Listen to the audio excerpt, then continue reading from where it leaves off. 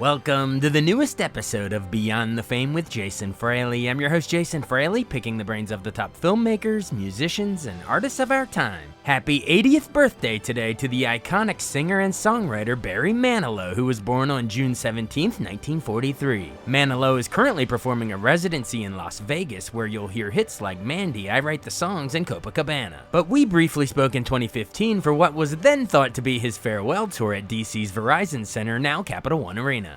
Hey, Mr. Manilow, thanks for joining us on WTOP. Sure, Jason. All right, so let's get this straight.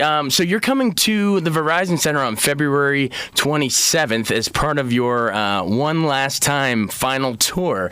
How many cities on this tour? 25, I think. I end in June in Brooklyn, where I come from, at the Barclays Center in Brooklyn. And that should be an emotional evening, saying goodbye to my friends in Brooklyn.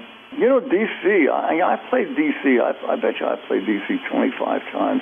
I played someplace at the beginning back in 1975 called the Cellar Door. You're probably too young to remember the Cellar Door. I've heard stories about it.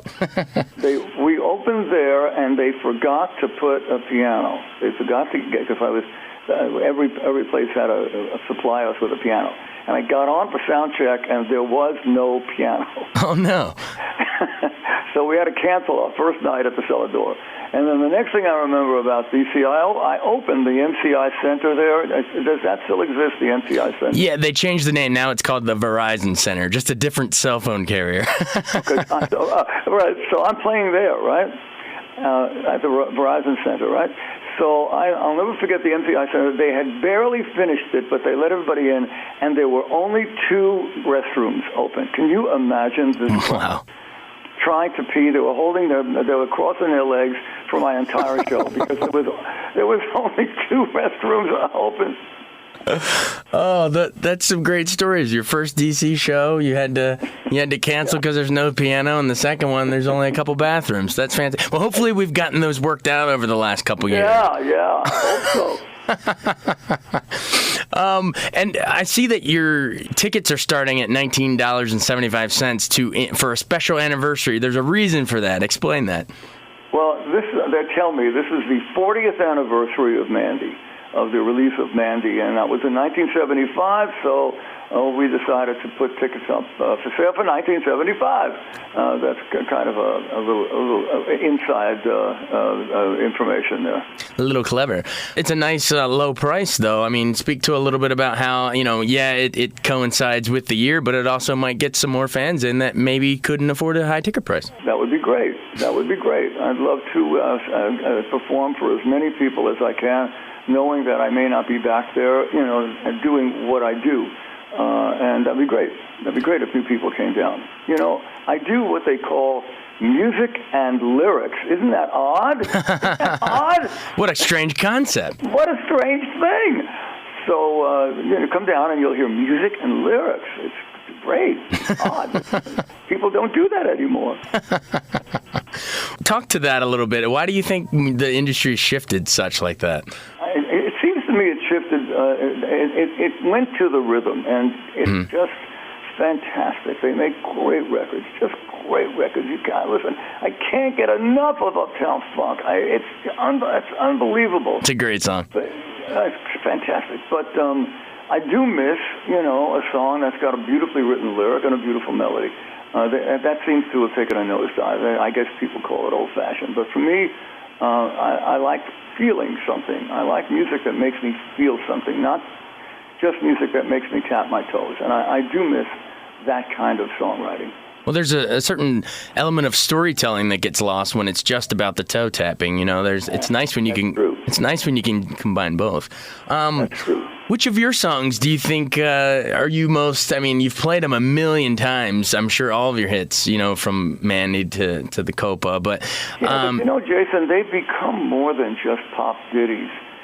When I hit Mandy, or Could It Be Magic, or I Write the Songs, or Copacabana, what for me, it becomes memories of this young guy who didn't know what was about to happen to him. When I recorded Mandy, it was one of 10 songs from my second album, and I was just hoping one of these 10 songs maybe would become a hit. I finished Mandy. I went home. I picked up the dry cleaning. I fed the dog. And a month later, my life exploded. I didn't know what was going to. I didn't know what was going to happen. So when I sing Mandy, I remember that young kid not knowing what was about to happen to him. Do you still pinch yourself years later out there when the songs come on? You remember that young guy? I do. As a matter of fact, back in the wings before I go out, I say to my stage manager, "Is anybody out there?" And I mean it. Well, it's good. You never want to take that for granted. It's good to be able to keep that mindset. Is this? I never do. Bands will launch farewell tours all the time, and then it seems like they come back and go again. Is this definitely the final one? You never know. You never know. Listen, today I'm saying this is the last time. Come back in a couple of years, and I may be lying, but right now I mean it. So yeah, this is the last one for now, as far as we know. As of now, it is. Yeah.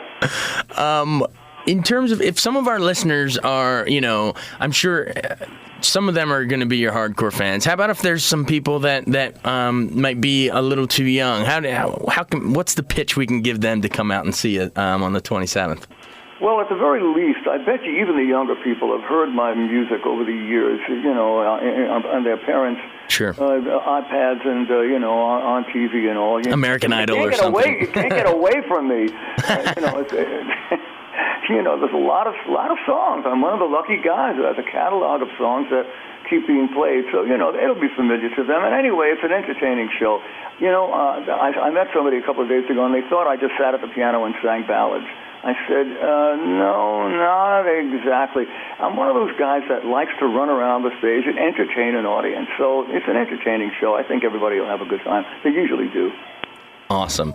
Well, thanks for making time to join us, and hopefully we get, the Verizon Center gets the bathroom issues worked out, and we get you a piano this time. Thanks, Jason. Bye-bye, everybody. Thanks. Thanks so much for joining us on Beyond the Fame with Jason Fraley. Remember to hit the subscribe button and give us a 5-star rating if you like what you hear. We'll see you next time.